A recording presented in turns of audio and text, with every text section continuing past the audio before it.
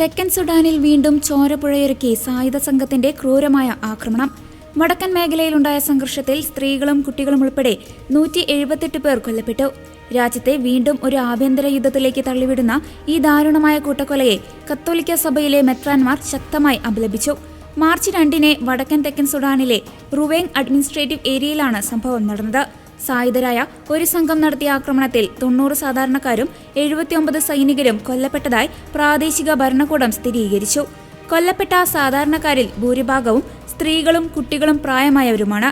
ആക്രമണത്തെ തുടർന്ന് നൂറുകണക്കിന് ആളുകൾ പ്രാണരക്ഷാർത്ഥം ഐക്യരാഷ്ട്രസഭയുടെ സമാധാന സേനാ ക്യാമ്പുകളിൽ അഭയം തേടിയിരിക്കുകയാണ്. കർദിനാൾ സ്റ്റീഫൻ അമയു മാർട്ടിൻ മുള്ളയുടെ നേതൃത്വത്തിൽ 10ഓളം മെത്രാൻമാർ ഒപ്പിട്ട സംയുക്ത പ്രസ്താവനയിലൂടെയാണ് സഭ ഇതിനെതിരെ രംഗത്ത് വന്നത്. നിസ്സഹായരായ സാധാരണക്കാരെ കൊന്നൊടുക്കുന്നതിന് യാതൊരു ന്യായീകരണവുമില്ല എന്ന് പ്രസ്താവനയിൽ മെത്രാൻമാർ പറഞ്ഞു. ബെന്തിയു രൂപതയിലെ ബിഷപ്പ് സമാധാനത്തിനായി അഭ്യർത്ഥിച്ചു. തോക്കിനുണ്ടകളല്ല, മറിച്ച് ആത്മാർത്ഥമായ ചർച്ചകളാണ് രാജ്യത്തിന് ആവശ്യമെന്നും പ്രതികാരത്തിന്റെ സംസ്കാരം നാടിനെ നാശത്തിലേക്ക് നയിക്കുമെന്നും അദ്ദേഹം ഓർമ്മിപ്പിച്ചു.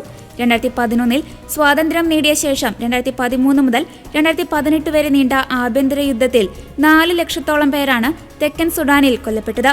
2018 സമാധാന കരാറിലൂടെ രാജ്യം ശാന്തതയിലേക്ക് മടങ്ങാൻ ശ്രമിക്കുന്നതിനിടെയാണ് പുതിയ അക്രമ സംഭവങ്ങൾ അരങ്ങേറുന്നത്.